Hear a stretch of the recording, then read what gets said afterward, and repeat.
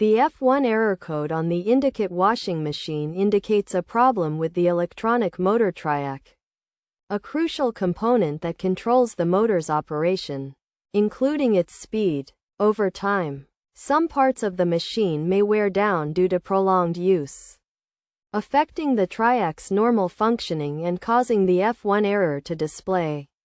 Another common cause is overheating, which can damage the electronic motor triac when the control board or motor does not receive the right voltage support. A water leak can also lead to a triac short, resulting from issues such as a clogged drain, loose hoses, or overloading the machine.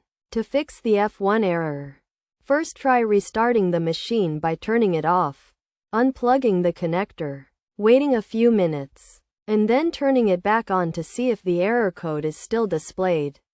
If the issue persists, check for signs of overheating on the control board or motor, and consider consulting a technician for repair or replacement. If the motor is worn down, it may need to be replaced, which involves removing the screws and spring that secure it, taking out the old motor, and installing a new one. Additionally, examine the washing machine's components for water leaks, and address any issues found, such as cleaning a clogged drain, tightening loose hoses, or avoiding overloading the machine.